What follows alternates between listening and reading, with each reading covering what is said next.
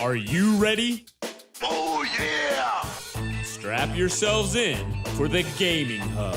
With your hosts, Tyler. You can't handle the truth! Graham. The force is strong in this one. And Steven. You cannot be serious! Let's get started.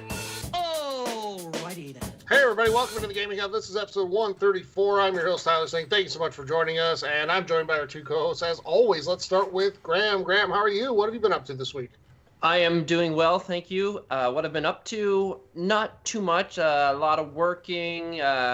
Been pretty much watching a lot of Leaf games, and they've been late games, so they've been pretty much putting me to sleep. Not because they're boring, just because I've been real tired, and the games come on late because they're playing in the West Coast. Other than that, I played a little bit of Red Dead Redemption 2. Never got into it too deep because, like I said, I was pretty busy. And I played a little bit of Battlefield 5 early access through EA Access. And if you guys don't have it, who's listening, you guys should have it. Highly recommend it. How are you guys doing? I'm doing pretty well. I'm Steven, by the way. Hi, Steve. How are you? I'm good. Sorry, I just, I don't know. Out of nowhere.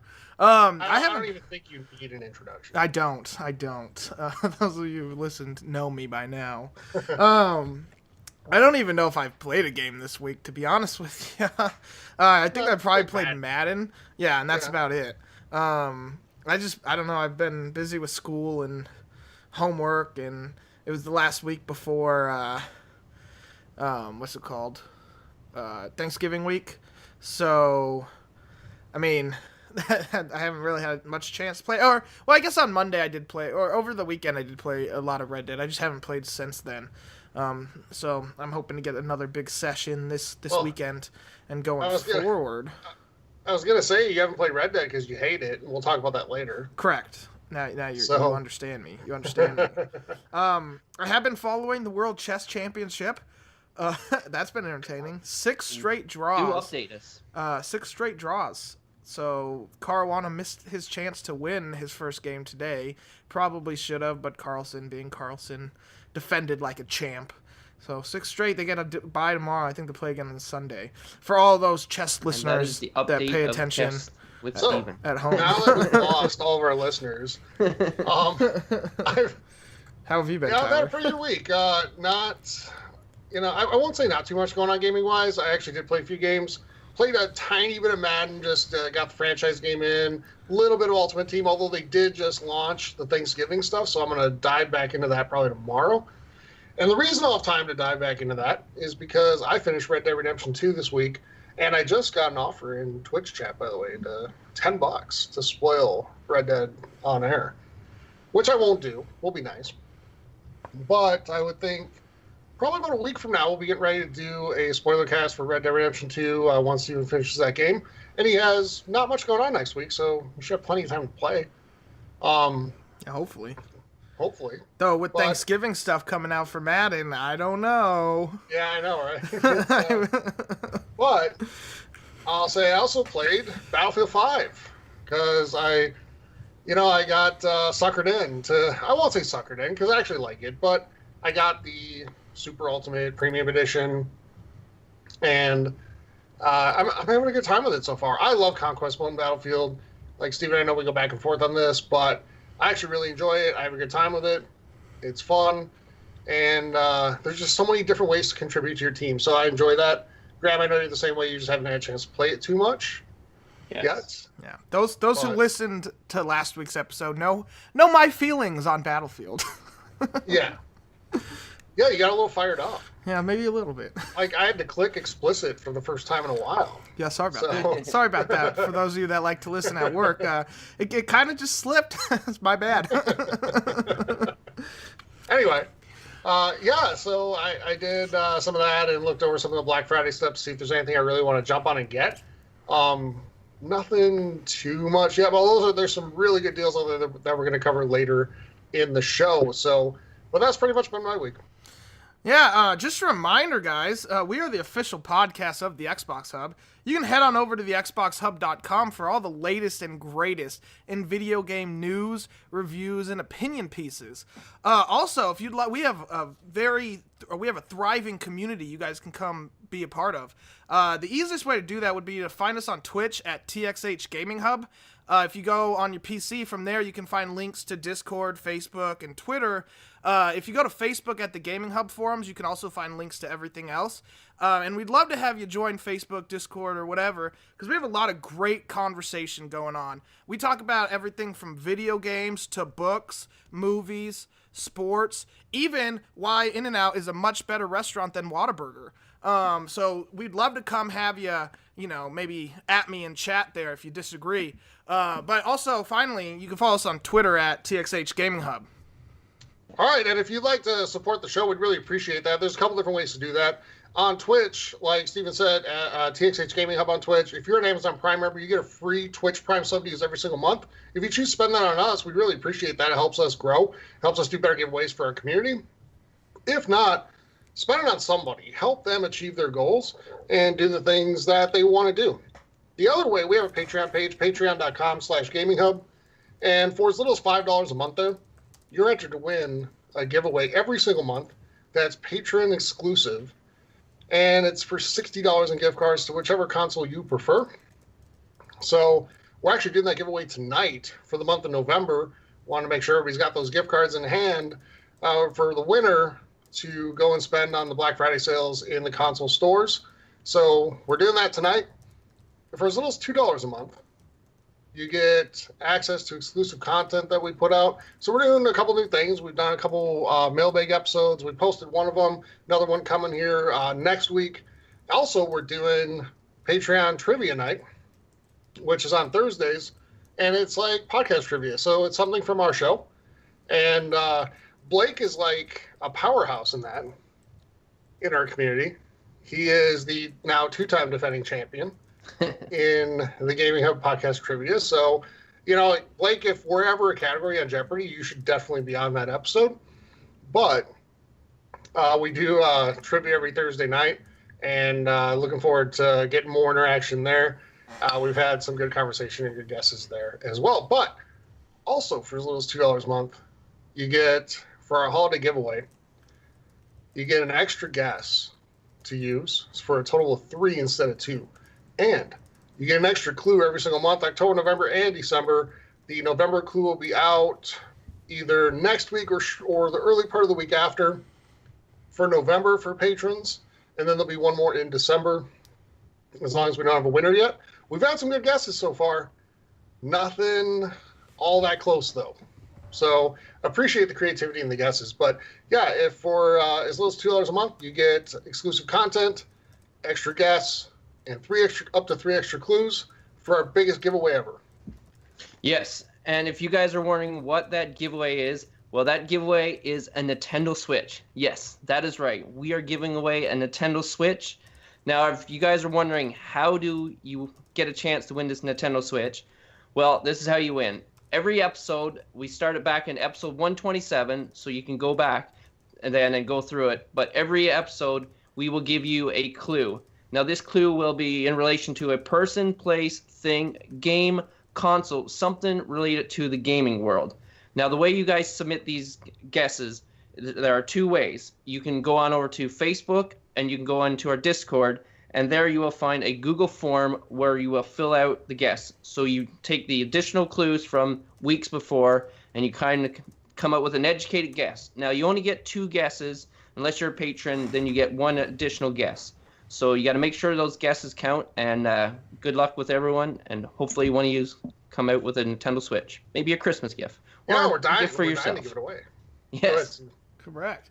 All right, so let's head into news. Yeah, let's do that. In the news. And, it looked like it wasn't going to be that big of a news week, guys. And then what happened? Until yesterday. We're recording on Friday. So, Thursday this week, Sony announced that they're skipping E3 2019. They're skipping E3 for the first time in the 24 years of E3. Wow. Yeah. And they also said they're not doing like a separate event. They said they have absolutely nothing planned for E3 week. No conference, no like Nintendo-style treehouse type thing, They're not doing an off-site thing like EA does. Nothing. They are not doing anything for E3 in 2019. Guys, that's a bombshell. Sony is one of, I mean, obviously, it's arguably the biggest company in video games right now. And they're, especially because Microsoft moved off site last year, like Sony's sort of a pillar of what's going on inside the convention center. So, Steven, you first. What are your thoughts on this?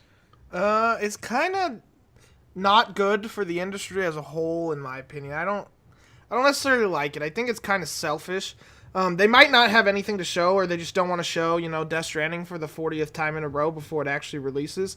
And Days Gone will have released by then.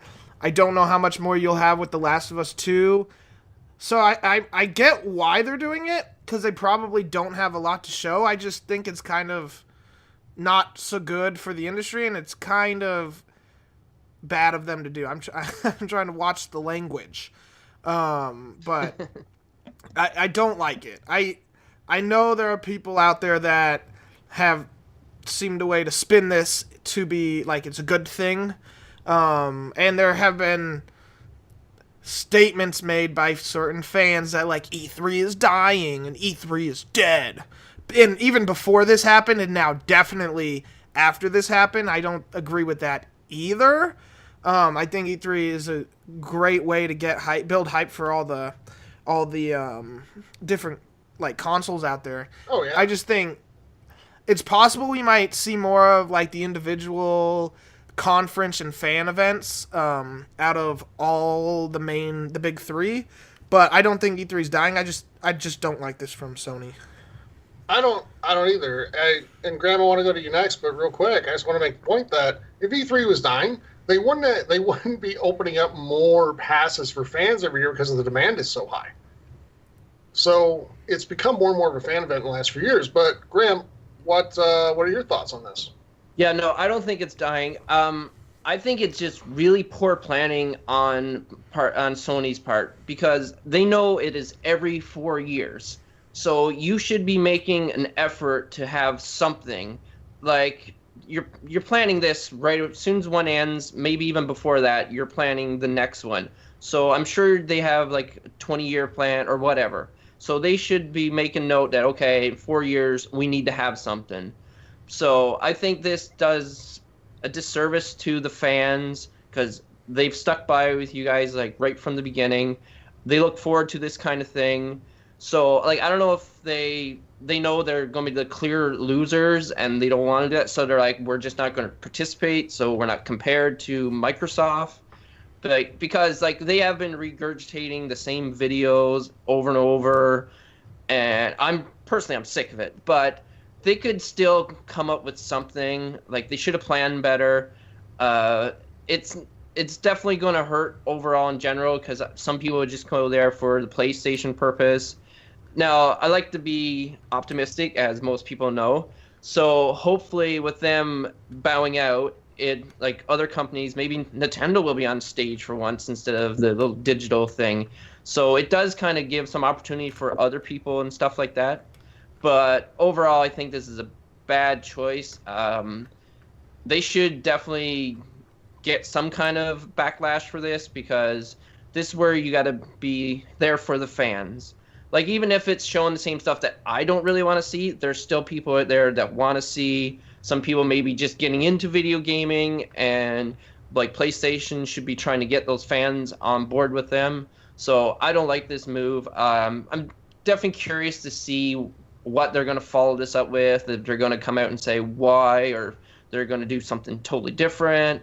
I'm very curious, but I think it's a bad choice. And I think a lot of people agree with question real quick, Graham. Sure. I'd like you to clarify, like, what do you mean by 4 years? Like, did I miss something? I don't know what you mean by 4 years. He's talking about like business plans, I think, where they have like gotcha. a roadmap, Yeah. And Graham, you said a 20-year plan. Like, I don't know if they have a 20-year plan, but they probably do now since they acquired Kojima. Yeah. But I think 2-year plan, maybe. Like, yeah, Maybe. I mean, I think they map it out a little bit. I was kind of thinking of like a console cycle, and I probably picked the wrong number. Yeah, but 20 is a hell of a console cycle, Graham. No, I meant 4 years, so maybe a 6 year or something like that. I don't know. Yeah, I think they should still have something that they're going to do, so they have content. They know they're doing this every year. Yeah. So there's a couple different theories out there. So we covered the one already that E3 is dying. It's on its way out. I reject that theory. To me, E3 is the celebration of the industry. It's not like a fanboy event like EXO last weekend or like PSX or something like that. It's a celebration of all of it together. And I think that's really important. I think Sony's doing a huge disservice to their fans by not showing up at this. And they might not have games to show, and that's another theory there. There's a theory that they just don't have the games to show because Days Gone will already be out. And what are they going to have coming out next fall? Probably not much. But you know what? Sony, when Xbox had nothing to show, they showed up. And they took a beating. So you know what, Sony? Show up and take your freaking whooping once in a while when it's earned. Graham, you said maybe Nintendo will go back on stage. Have you ever seen an on-stage Nintendo conference? Not that I can remember. Maybe for good reason. If you had, that would be the last thing in the world you would want. Yeah. Like, they make Square Enix from last year look amazing. Yeah. So, Well, when they're on stage. And the Square I would Enix say wasn't with- even a on-stage conference. That was a No, I know. Yeah. So, With the popular Fortnite, Yeah. they might have their own conference now. right? But I think it's important for them to show up. Now, there's another theory out there that I'm going to get to in a second.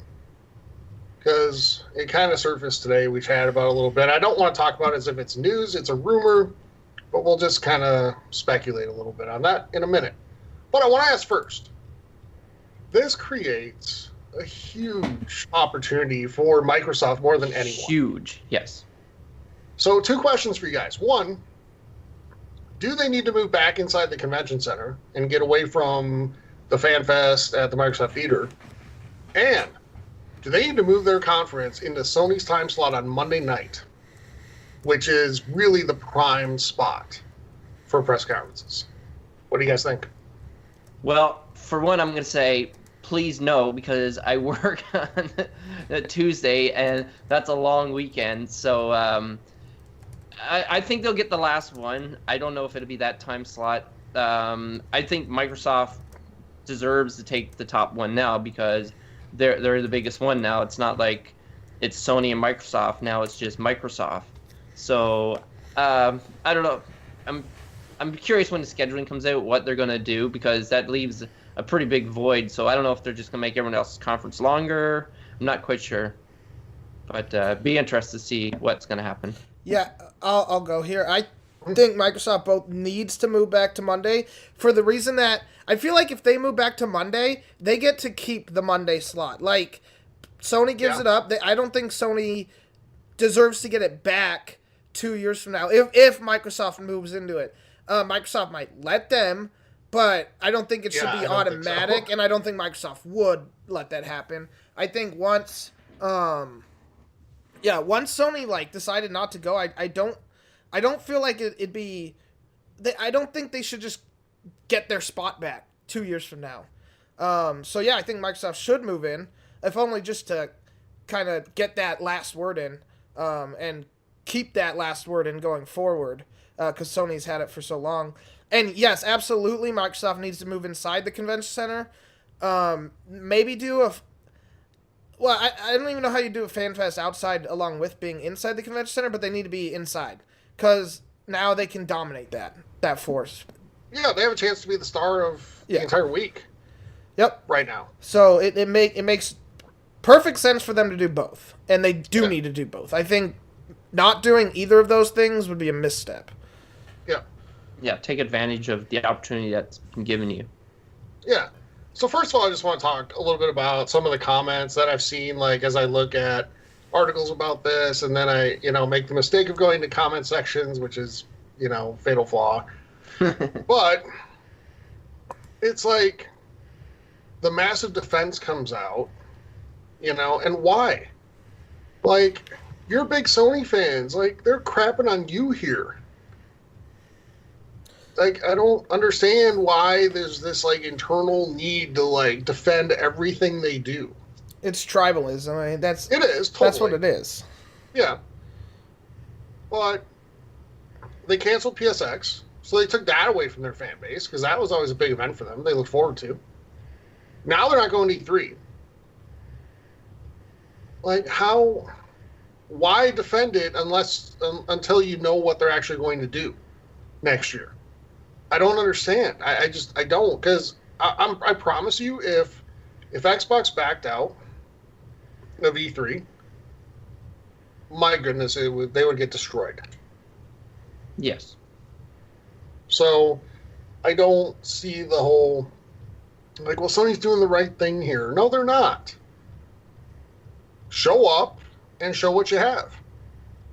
I mean, Xbox showed up last year without much to talk about other than Crackdown and Forza Horizon 4. Forza Horizon 4 is a good game, but it's a genre title that not everybody is going to love. So, yeah, go ahead, Graham. I would say, and it's something that everyone knows is coming. So it's not like it's something that's going to surprise people. Well, or people are just going to tune in for stuff. Technically, they quote-unquote announced it at E3, but everybody knew it was coming. Yeah, exactly. You know? So, yeah, I mean, show up, take your lumps if you don't have anything to show, and be there for your fans. Yeah. So, the other thing I want to bring up, and we talked about this rumor earlier tonight, guys, before we went on air, but there's a rumor floating. And the only reason I'm bringing this up is because it came from the same Reddit user that originally leaked the information that they wouldn't be at E3. But that they are planning a small reveal of the PlayStation 5 at some point next year, followed by a huge PSX event later in the year. So, guys, what do you think about that? Like, is that the right move? Because we just had a comment in Twitch, disagreeing, like, if you don't have anything, don't show up. So respectfully, I'll disagree with that. I just think, you owe it to the industry, you owe it to your fans. This is the 25th year of this conference, and it's the first time ever that they don't show up. And they, right now, are the standard bearer for video games. Yeah, and you just mentioned the number 25, so they're probably going to make this a big 25th anniversary kind of thing. Maybe. And it's like, why aren't you there for a 25th anniversary of something that you've been a part of building? Like, you should be excited to be there. And that just, like, I didn't realize, because we said they've done 24, I didn't realize, okay, so after 24 comes 25, which that's a pretty big deal usually. So, so I think this is a big misstep. And I think this is some indication that they're not going to have any big AAA exclusives until, like, a few years down the road. Like, the ones that they showed, Ghost of Tsushima and Days Gone. Well, maybe Days Gone will come out. Yeah, that comes out earlier. But, like, Death Stranding and, like, Last of Us, like, that seems like they're not going to be ready to show enough saying, okay, it's coming out real soon. So it kind of gets me worried. And... like, Xbox got a lot of flack for people like, no, they don't have any exclusives and stuff like that. Like, I would like to see the same thing with PlayStation. If they don't have anything, then the fans should let them know that we want exclusives. Yeah, and, shame on them for not spacing out the releases well enough to have something year over year. And to be fair, when Microsoft didn't have anything exclusive-wise this year, or to a large extent last year, they got hit hard for that. Deservedly so. They earned every bit of that. But to turn around and then say, well, it's okay that Sony's not going. It's the right thing. Like, we see so many of their fans saying in, like, message boards and stuff like that. I feel like they're getting a pass for this, and I feel like they get a pass too often sometimes. Mm-hmm. So, but anyway, Steven, like, what are your thoughts on this rumor about the PS5? Well, if the rumor is true, and that's a big if, then it's extra crappy of them not coming to E3, because this would be the perfect time to announce it. Like, why have your own conference? It almost seems like they're full of themselves if that's the case. If they're not doing it at E3 and they're announcing it on their own, and then doing the release around a big PSX next year, while that's awesome for like PlayStation fans, I guess it just feels a little too full of themselves and kind of crappy to do to the industry as a whole. It's like you're better than everyone else type of thing. Kind of comes off that way, which is why I don't think that rumor is true. I don't know if I don't want it to be true or whatever, but I just don't think it's true. I could be wrong. I mean, I've been wrong before, and it might be, but then if it's true, I think it's extra crappy they didn't show up for this. Because yeah, go ahead. Finish your point. think like E3 used to be, or it still arguably is. It's become more of a fan event than years past, but wasn't it always like a show for shareholders to see, like to prove to shareholders that they had stuff? A little bit. I mean, they've always had investor calls and stuff like that, but it was more a show for media and industry insiders. So there'd be a lot of internal meetings amongst developers, like tips, tricks, whatever. And then they had the conferences for media because they want to help control the narrative about how their stuff's going to be covered. Gotcha. So, and that's still true now, except now it's become a thing where all of the conferences are streamed. The IGN does a live stream all day for the 3 days of the show floor. It's become something that's much more fan-centric than it used to be. And I would argue that it's mostly fan-centric at this point, much more so than even for media. But I don't know. I get the other side a little bit of this argument. I just think they owe it to their fans. But let's operate under the assumption for a second that the rumor is true. Wouldn't that mean, why would you announce the PlayStation 5 like first part of next year if it's not coming out till the fall of 2020? Graham, is there a chance that this means that this console's coming out next year? I guess it's possible. Like, is it time for it? Will they have I don't know if they'll have like an exclusive to be launched with it. So I think that's very optimistic. I don't think it will, but I could be wrong. I've been wrong before, so this could happen again. So I'm gonna go with no. It's not coming out next year. What do you guys think it's gonna come out next year? Steven, what do you think? I could see it coming out next year if this rumor is true. I could also see it coming out like early 2020 instead of fall. And they announce it, then they have a huge PSX showing everything off, and then it comes out like January or February. And I know, like, because to me it just seems these new consoles are so expensive that they're coming out before Christmas, which was what I assumed in the past was the reason they came out in November, is so people could get them for Christmas presents. But when you have a $500 console, parents are not buying that for their kids. Most parents. Like, obviously there's exceptions, but most parents. So people buy these consoles for themselves. And I know a lot of people have been waiting. So I don't see why consoles need to release in the fall anymore. I mean, the Switch came out in the spring, and it was massively successful, and it wasn't just because Nintendo limited supply. Which they didn't so much with Switch. They didn't so much with Switch, but they have with their classic ones. No, they did, because you couldn't find a Switch for a long time. Like, I remember I bought the Switch over the summer. I got one on launch, but they were hard to get. They were, and I got it in the summer, and it took me like when I bought it, it still wasn't in stock, and I had to wait like an extra couple of weeks for them to ship it to me finally, because I bought it through GameStop. But so I could see something like that happening, like early 2020, rather than fall. And that puts a lot of pressure on Microsoft if that happens. Even if it comes out fall of 2019. I think it's important to remember, we're kind of operating on this. We've sort of been trained console cycles are like 6 years, 7 years. They're really not. The average console cycle is like 5 years. And we're at 5 years right now. Like this week in 2013, pretty sure it was the week before Thanksgiving, the Xbox One launched. And the week before that, the PlayStation 4 launched.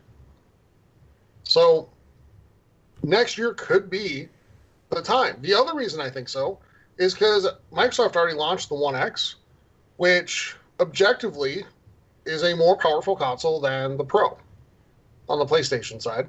PlayStation or Sony could fairly easily ramp up their console a little bit, get it to however many teraflops, 4K capability, whatever. 4K Blu-ray player? Maybe. Put it out and call it the PS5. Totally possible. If they got out a year before Microsoft, that might be devastating for the Xbox. Just throwing that out there. I don't know. I think like it. So the only way I'll forgive not going to E3 next year, and I'll let you guys have the last word on this, but the only way I forgive them not going to E3 next year is if they're planning to release this thing next fall, like right around now, this time next year, and they're going to have a reveal event first part of the year, like in their little tent or whatever they do. Maybe use the same tent they use for E3. And then have PSX almost like right before it as sort of like a celebration, launch event, whatever type deal. That's about the only way I'll forgive it. Well, I'll let you guys have the last word on it. Go ahead. Yeah, I was going to say, I think if that's the case, they should still be at E3, because clearly, if all that is going on, then they have enough content for E3. Agreed. So why wouldn't you want to get as much publicity or advertisement or get it out there as much as possible so everyone's thinking, okay, I want to get a console, or my kid wants a console, and they're like, well, I've been hearing a lot about this PlayStation 5. So, yeah, like if you have the opportunity, it's not a bad thing. And clearly, if it's coming out, well, then you have games that's coming out with it. You have the system, so you have enough to show off. So that's why I don't think that it's going to be ready for that reason. Yeah, I agree. It would. I'm the opposite of you, Tyler. I'd actually be more disappointed if this rumor is true and they do announce the PS5 in their own event, rather than at E3. I think that's the crappier version, the crappier way to go. Like, I'm less mad that if they don't have anything to show, them not going to E3. I don't think. I kind of do agree with some people like on Twitch. Especially because, like, what are you going to show? It's better just not have one. If they do have something and they don't do it at E3, it's super stuck up and full of yourself, and that's where I have the issue. But then why is nobody holding them to the fire for having nothing to show? Well, because of tribalism, and that's just the way it is. Yeah. It's just like if Microsoft did it, Sony fans would be on them, but Microsoft fans would find ways to defend this. Like the real, like, Xbox, you know? Yeah, like the super fanboys. Because they're super fanboys for both consoles and for Switch, Graham. But... No. Graham. But yeah, so there's apologists for every console. We're not here to give you that. We're here to, kind of hold them all to the same standard, not different standards. But it's fair to point out, though, that in 2013, neither of those consoles was revealed at E3. PlayStation had their reveal event, I think, in February, maybe early March, and Microsoft had theirs in May. And they were like, specific exclusive events just for them. So I don't see it as something that would be out of line for Sony to do this time around. Okay, I forgot that happened. So you're right. You're right. Okay, never mind. I'll allow it. Yeah. But I want to close this point before we move on. Phil Spencer tweeted, and I think it's, it's a really positive tweet, but at the same time, it's a bit of a jab or a right hook, maybe. He tweeted out yesterday, a lot to share with fans at E3 2019. Always a high point of the year to witness the industry's creativity and the energy of the community. Burn! Yeah, pretty much. Because he's basically saying, like, we're here because it's a celebration of gaming, and we're here for our fans. And you know what? I got to side with him this time around. Sony's by far had the best games this generation. They had a better console for years in this generation until the One X came out. But this time, Xbox, I think, is doing the right thing, and Sony's not. I agree. So, staying on the topic of Phil Spencer, though, guys, Okay. he said this week, or he actually said during XO last weekend, streaming won't be the best way to play games until, quote, way further out. Now, this comes on the heels of our conversation last week about, their streaming, their xCloud service, and all that stuff. Like, do you think he's right? That's not going to be the optimal way to play games for a long time? Well, clearly he was listening to us, because this is kind of what we were saying, that we don't think the technology, the internet it's still like some places not as accessible or as fast and stuff like that. So I think it's further down in the future as well. What about you, Steven? So, for the second week in a row, I've had a epiphany, I'll call it. We're going to have to come up with with the word for this if this keeps happening. But I don't know. The picture I picked to put on Twitch kind of helped me to this thought. Like, yeah, I think he has a point where he's saying, like, streaming where you try to stream on your phone while on the go, or like on your iPad or whatever tablet, probably more like the Surface Pro would make more sense. This is a Microsoft console. Is less likely until internet gets really fast, just if you want to play in like 4K. But, we've talked about the rumors, right, of this like streaming box, and I can't believe we didn't think of this before, to be honest with you. I think that streaming box might be a box to have as your second Xbox. So you have your main Xbox, and then you have in another room with another TV, you have your streaming Xbox that acts like the NVIDIA Shield or the Steam Link or whatever that streams. You know how like on the PC you can stream in a different room, like connected to the PC, like your PC runs the games but you can play it in a different room. I bet you that is what they do, and I can't believe we didn't think of that before, and I think I'm right. It's funny you mention that, because I remember like way back, I don't know if there was rumors, but we talked about it'd be something like a USB device that would plug in your TV, and you would stream from your Xbox to this device. So it's kind of like that, actually. So you could see something like that, but more of a bigger box, maybe like Steven was suggesting. Mm-hmm. So I wanted to have the numbers right. I looked it up. The United States, where most of our listeners come from. By the way, hi to everybody, like UK, Canada, everywhere else in the world. Canada. But the U.S. is 20th in the world in average internet speed. That's kind of sad. Is Korea first? South Korea. Yeah. And South Korea and Singapore are pretty much like 1 and 2, one or the other.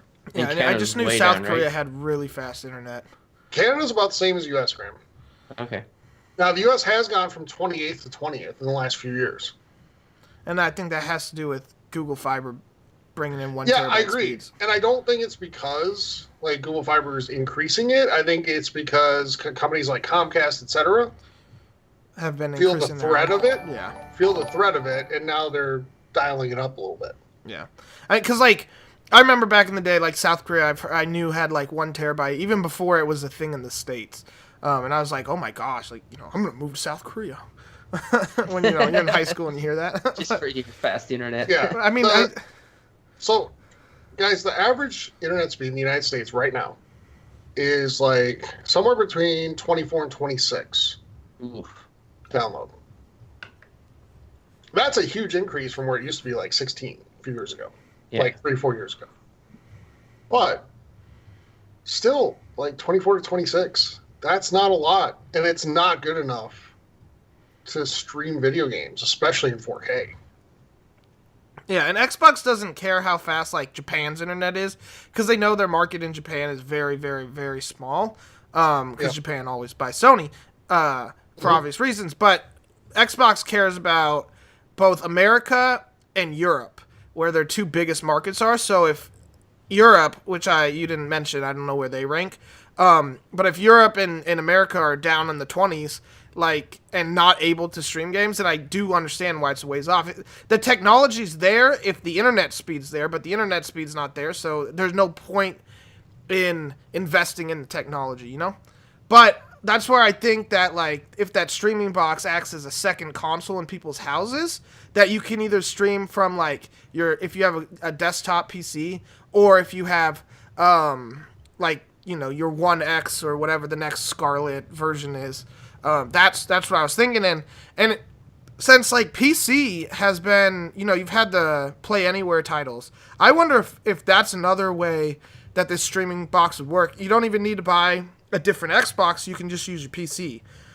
I don't know what you guys think about that. I just, like, the more I think about it, the more I convince myself that this is what's happening. Like, let me know if you disagree. Yeah. But I mean, maybe. I can see that. I just don't, you know, I was looking at, and we'll kind of get to this in the very next story we're going to get to, but I think sometimes people get, like, carried away. They think because this is going to be an option, it means that this is going to be the only option, and it's not. So if you live in a place where you can easily get 200-300 or a gig download, sure, streaming box makes total sense for you. Or like what Steven's saying, makes total sense for you.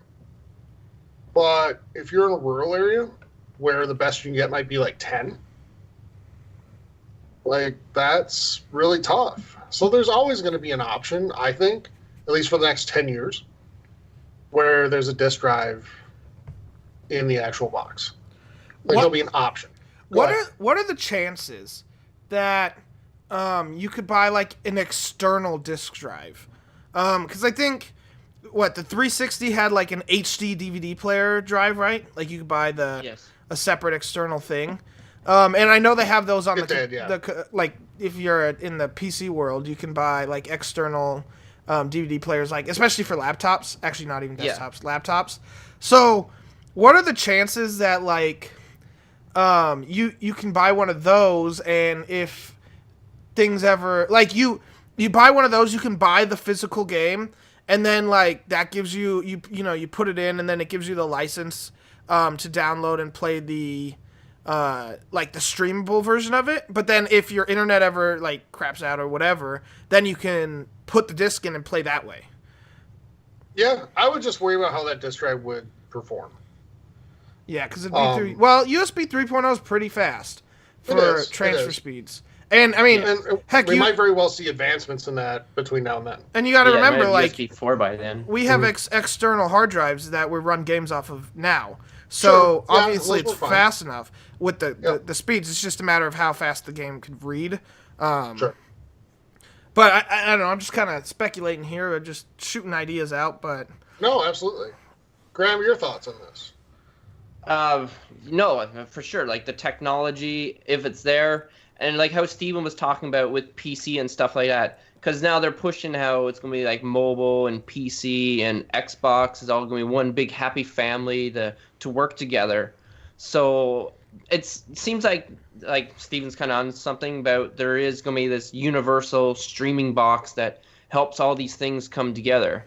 And is the technology there? Like, are we just going to have some, like, trial and errors and stuff like that? So I'm curious to see what's going to happen. There's really good ideas. Whether they can pull it off and if it actually works and stuff like that, that's to be seen. But I definitely look forward to it. It seems like the mobile and the hybrid console, like the Switch is good, really good proof how, like, this works for a lot of people and it's pretty successful. So why wouldn't other companies try to get in on something this where, like, I can be sitting on my couch with maybe a portable and, like, running like my Xbox will be doing the most power to it, and maybe there'll be like some kind of I'm not quite sure Bluetooth is what I'm looking for, but some way that they connect wirelessly, maybe a new technology that's coming out that we don't know about. But it's interesting to see, and I think that's definitely what the future will have. When, I do not know. Yeah. Let me ask you, like, how big do you think an Xbox streaming only box would be? Like, not in terms of, like, success, but size-wise. Like, do you think it would be like Apple TV size? Well, that's what I'm thinking. It doesn't need to be much bigger than that. I have a Steam Link. That thing's tiny as heck. Yeah. And I'm with you. And, like, that's I know I've said it before, like speculated or like wanted it to happen. I would love if Microsoft partnered with like Steam, and allowed like both the new Xbox to act as like a Steam Link and as like, you know, a normal Xbox where you can play your Xbox Anywhere titles and you can play your Steam games on your TV using that box. Like, I know that's like kind of like dreaming, but I would definitely think about doing that because I have a PC that can run really good games, so I could, like, it would work for me. It's funny, I have a, you know, gaming PC. I never play on my gaming PC, but Me neither. I'm just, it's kind of, you know, I'm dreaming now, but that would be the ideal scenario for me. I definitely think about it, especially since it'd definitely be cheaper than like a normal Xbox, right? Like that thing could be $100. Oh, for sure. If it ran that way. A streaming only box? Yeah.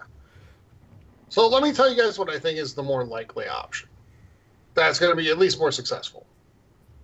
And that's that Microsoft's also reportedly preparing to release an Xbox One with no disk drive in 2019. So let me ask you, Graham, how often do you buy games on disk for your Xbox? It's becoming very slim right now. The last one I bought, I think I bought Rise of the Tomb Raider. The thing is now they have all this like early access now, which if it's a game that I really want, then I'll get early access, and the only way you get early access is through digital. So I have an external hard drive now that can hold these games, and yeah, like I honestly don't know the last physical disc that I bought. So basically the only way I get them now is if I get like a special edition, one of those ones that actually come with the disc, because like we were actually given flack out. They come out with all these like collector's editions and there's no disc. But maybe people don't want disc now, so it'd be nice to give them the option. But honestly, yeah, my preference now is digital. Now that I got an external hard drive, I got lots of room, so I don't have to worry about deleting stuff like that. So yeah, there's no really benefit in me having a physical disc anymore. Like I used like my collection, but not that much anymore. You were a late arrival to the external hard drive, like 4.5 years after launch. You guys were ragging on me. Well, I had the 2 terabyte. I had the 2 terabyte 1S, which that was great. I didn't have to worry about that. But then when I got the 1X, it's like 4K, a lot bigger, and only had 1 terabyte hard drive. So I was filling that up like no problem. Yeah. Steve, when's the last time you bought a game on disc for the Xbox? I think it might be Dark Souls 3. So that was like 3 years ago at this point. I think it's possible I bought one more recent than that, and I know what it was. It was NHL 2 years ago because I sold it. I bought it physically because I knew it'd come to EA Access, and as soon as it came to EA Access, I could sell it. And that was the last one. That thing stayed in my console though for the entire time I owned it. I don't think I ever switched games because I only have right now like 5 Xbox games on disc. So I've gone all digital, but. And I'm curious if you're gonna ask this question next.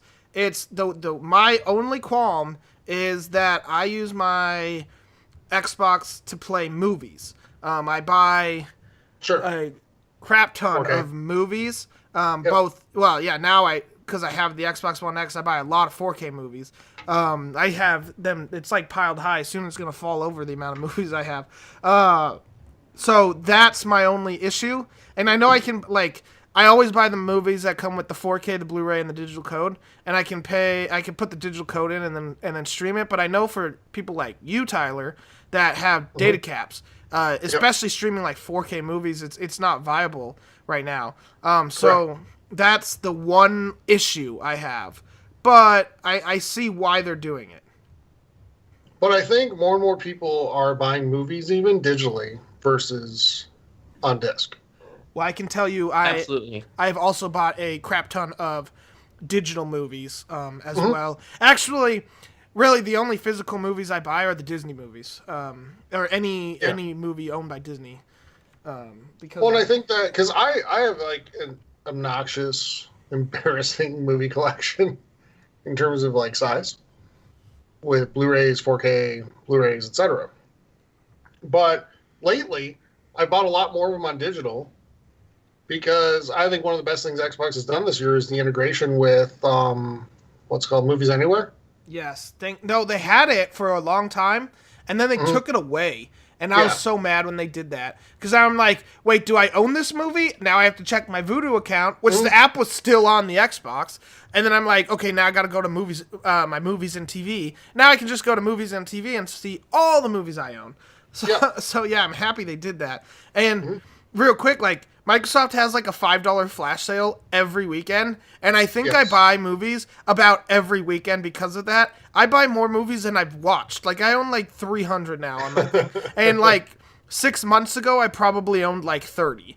That tells you something. Yeah.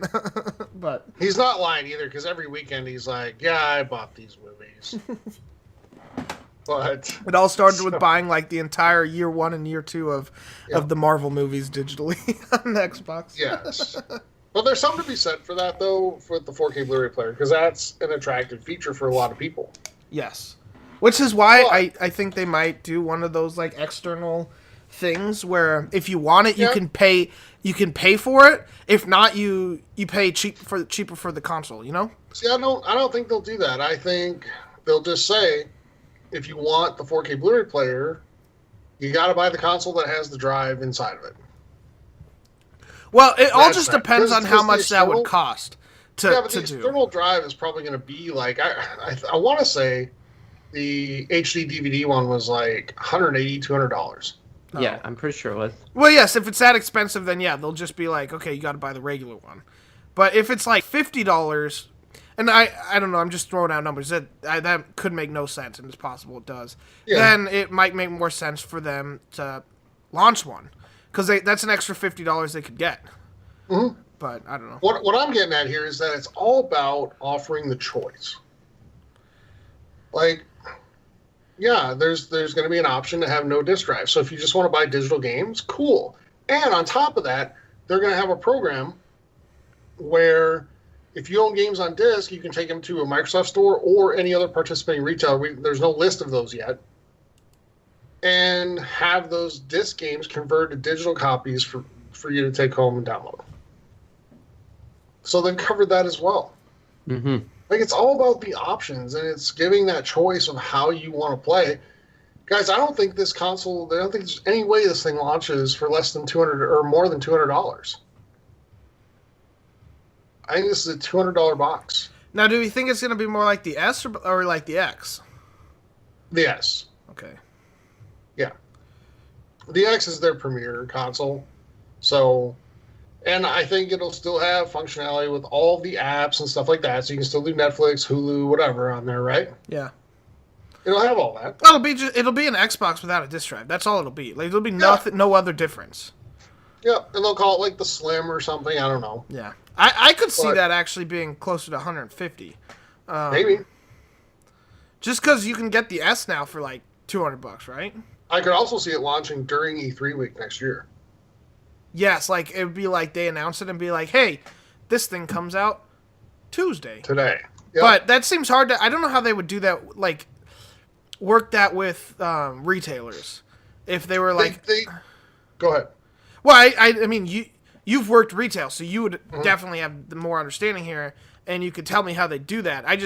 To me, it'd be like, well, you'd have to tell the retailers not to leak it, and we all know how well certain companies, Walmart Canada, like to leak things, you know? So I don't know if it'd be just easy to hide that, because people just have big mouths. And as soon as like a store member sees a bunch of like discless Xbox One, like Xbox Ones in the back, they're gonna run their mouths, because that's what people do. Oh, yeah. So it'll be like the worst kept secret of next year's E3 if that's the case. But so I want to say it was like 2009-ish or so.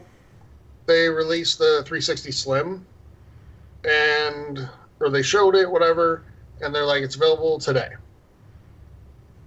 at E3. So I remember that. Yeah, I think it's one of those things where they just give these retailers like a release date. So it was probably already on shelves before they actually went live. But, or like if they moved to the Monday night spot, they could say it's available tomorrow. You know, it could be that simple. So, I think that's relatively easy to do. You're right, though, with the rise of social media and all that stuff, even since 2009. Like, that would be leaked everywhere. There'd be pictures of them and all that stuff. So, I don't know, but I think it's good to offer choice. Yep, And, that's where I'm with choice. Yep. Graham, Yes. did you know Bethesda isn't changing engines for Elder Scrolls 6 or Starfield? That's what I heard. What do you think? Well, okay. If this is going to be, I'm using quotation marks right now, you can't see it, but I am, next gen game, then I think the engine should be like upgraded so it runs like better using the latest technology. But I'm like Elder Scrolls, like Skyrim still looked and ran great, especially when they had the special edition, or I think it's called special edition, with like the 4K updates and stuff like that. Starfield, I really don't know much about it. I know it's space and stuff like that. I get people aren't happy because people always want the latest and the greatest and the best all the time. But I don't know. I haven't heard like a reasoning why. Maybe they feel like they haven't pushed their engine to the limits.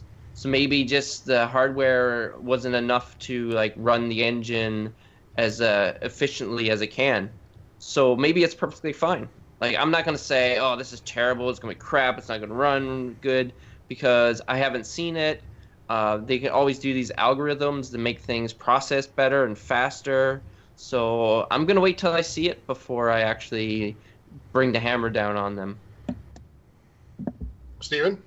So, I think we should mention that, and I'm getting a lot of this from Kotaku. Jason Schreier put out an article not that long ago titled "The Controversy Over Bethesda's Game Engine is Misguided." So definitely take a look at that. Jason Schreier is an amazing writer. We talked about his book before on the show. I'm going to keep mentioning it because you need to read it if you haven't.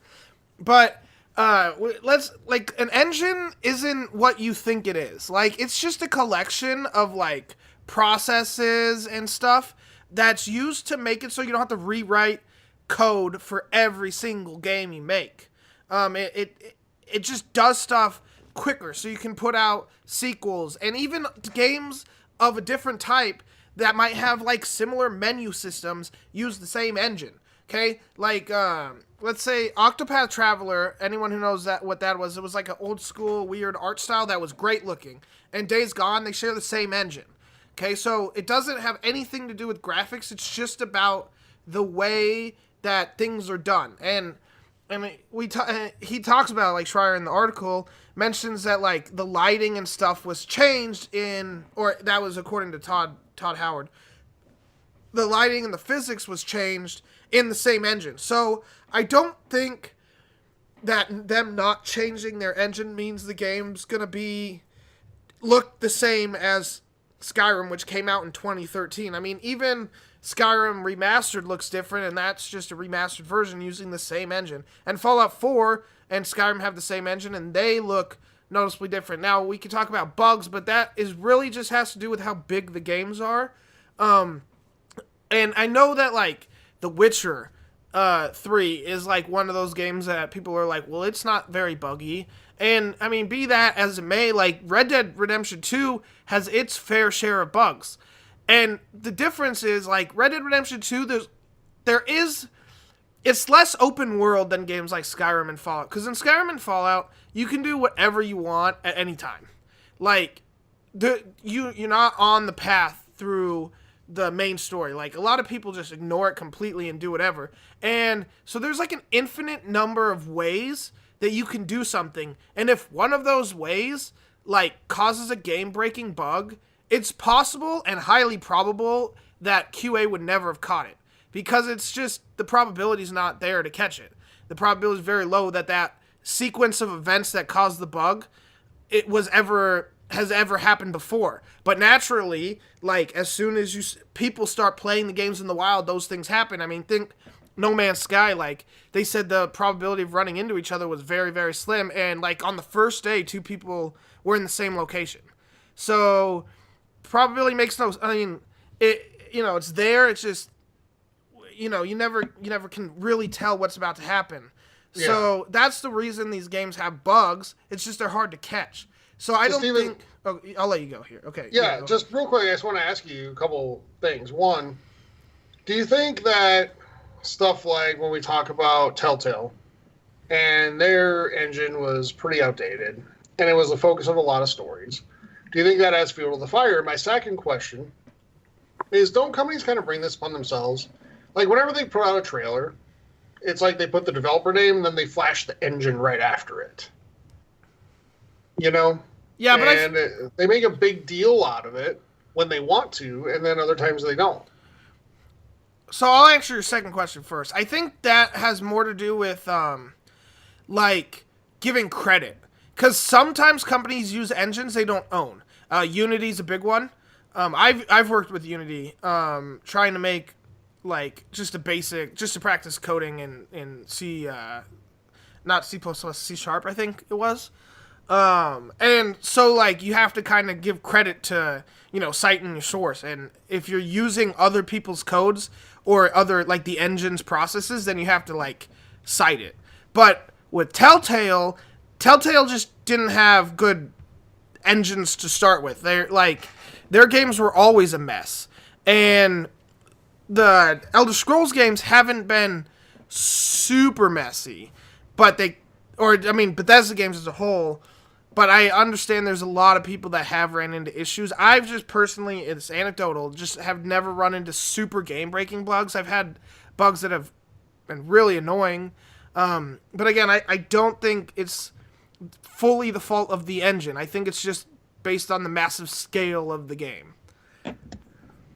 Yeah, that's exactly what I was hoping you were going to say there, because I feel like fans sometimes get too wrapped up in the engine. Like, it's something cool to talk about. Like when people talk about teraflops. Like, everybody talk about, oh, it has 6 teraflops. Well, how many people can actually tell you what a teraflop is or does? And they're just like, even on the show here, we're like, we kid each other. We're like, what does 6 teraflops mean? It means like 6 times more awesome. Yeah. But I Googled it, but not saying I knew. Not saying I know now. Yeah. So for me, like, I guess to wrap up this topic, we'll move into the next one, but I don't care what the engine is as long as the game is good and fun. Yeah, exactly. And Bethesda tends to be pretty good at that. Making games good, making them fun. So, anyway, Graham, you might want to record that. Don't worry, I did.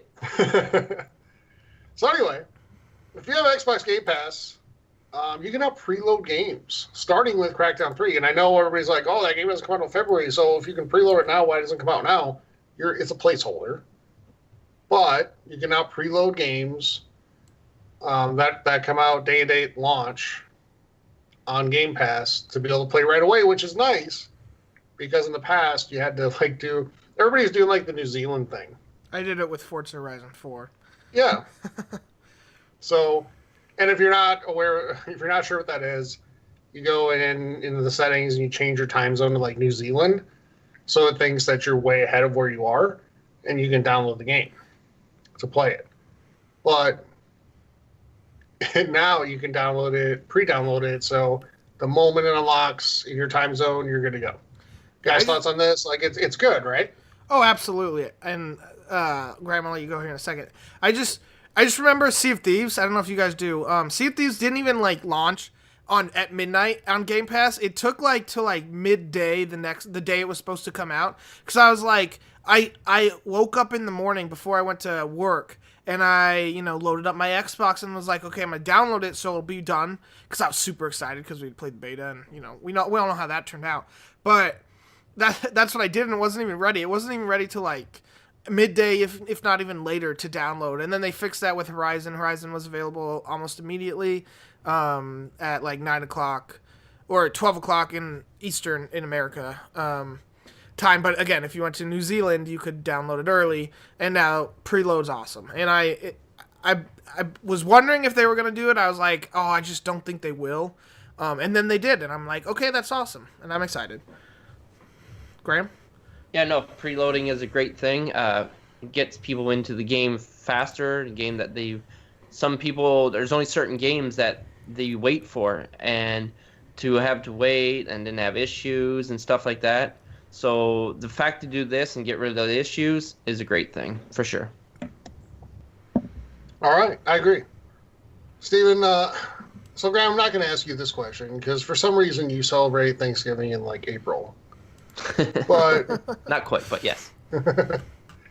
So no, when is your Thanksgiving? Was it last month?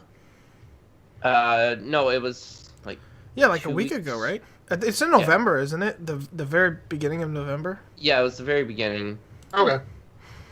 Sorry, my bad. or maybe yeah. So Steven, how much food are you going to eat next week?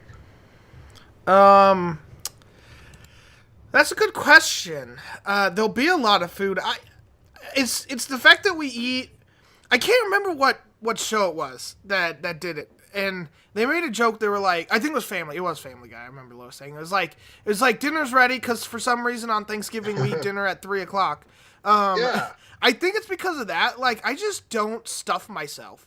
I eat like a couple pieces of turkey and ham and a couple of each side, but it's not like eating till I, want to unbutton the pant, the button on your pants and like lean back. You don't want to do the Al Bundy? Yeah, the Al Bundy and fall asleep on the couch. I mean, that Put your happens hand down your anyways, pants, just yeah. because I get bored sometimes. But I don't eat that much. I'll eat some. It's more about the leftovers and having Yeah. that for a million years after. So I'll tell you, like, my favorite by a mile on Thanksgiving Day is the stuffing. Like, hands down. Oh yeah. But leftovers, it's the turkey. Because Oh, the yeah. sandwiches after are amazing. Yeah, Yeah. my mom, I'm not gonna say she made it up, but she turned me on to this delicious way to if you eat ham for Thanksgiving, leftover, you put ham on those Hawaiian street rolls with a little bit of mustard and cheese, and it's phenomenal.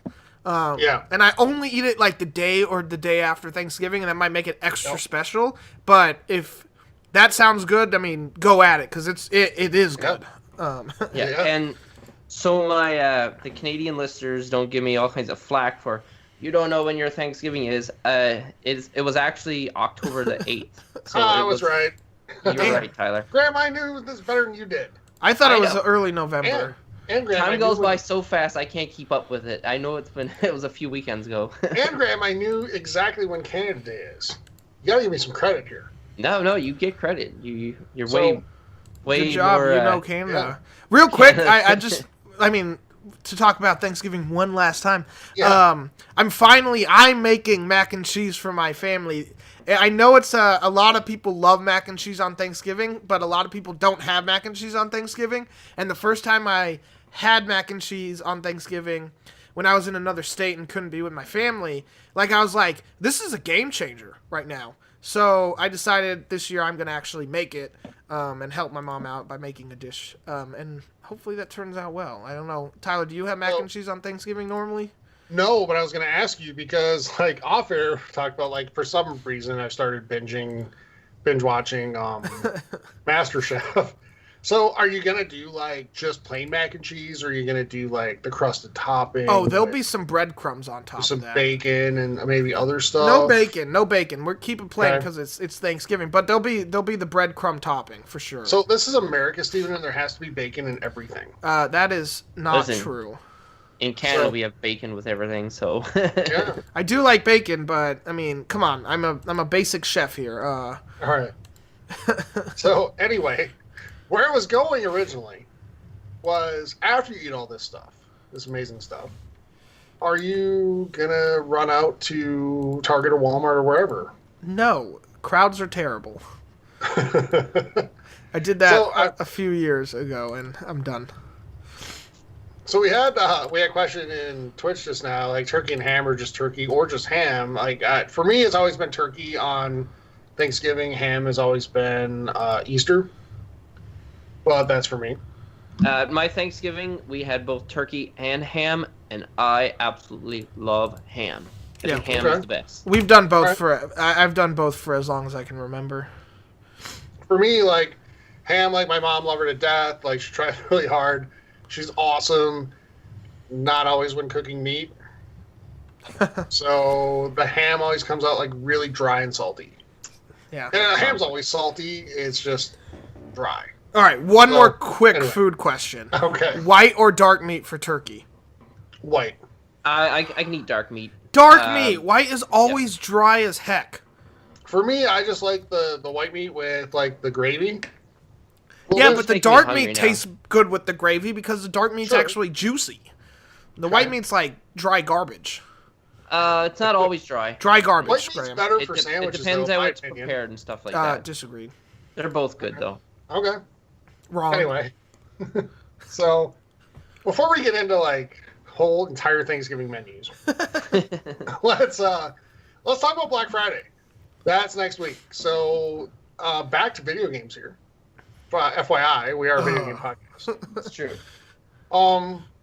There's some Black Friday sales going on that have some pretty good stuff. Now, like every other Black Friday, it's a lot of the same stuff across stores. We're going to try not to have too many repeats here as we talk about it. But I'm going to start with the Xbox store on Xbox Live. So just a few, like there's some really good deals here, everybody.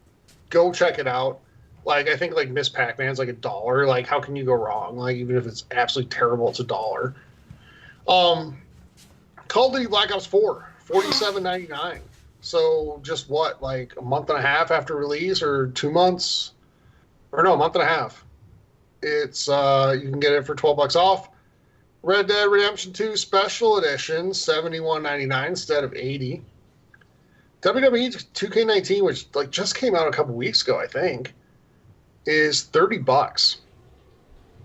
And then for me, like I think my favorite deal, and I think I'm going to buy this, is Batman Return to Arkham for $5. So you get Arkham Asylum and Arkham City for $5. That's pretty amazing. It is.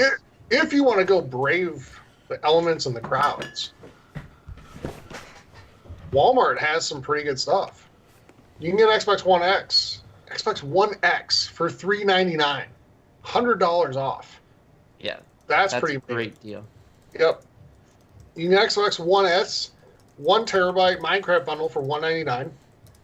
I think all their other One S bundles are $229.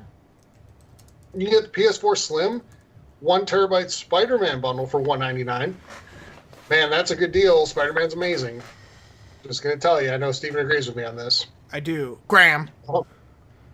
You get PSVR, which I can personally vouch for. that it looks good in the box. The The box box looks good. amazing. It is. The PSVR, that was $199. And finally, at Walmart, you can get for $35. There's a lot of games, but I'll just list off a few. Assassin's Creed Odyssey, Forza Horizon 4, FIFA 19, NHL 19, NBA 2K19. I think the better deals, guys, are at the $25 level.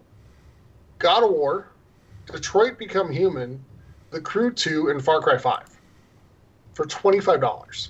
Yeah, those are good deals. Those are great deals. And then for Dell, like if you're looking to shop there, you can get an Xbox One S 1 terabyte Battlefield 5 bundle for $229. So Graham, you're going to go shopping at Best Buy. Yes. What's you get there?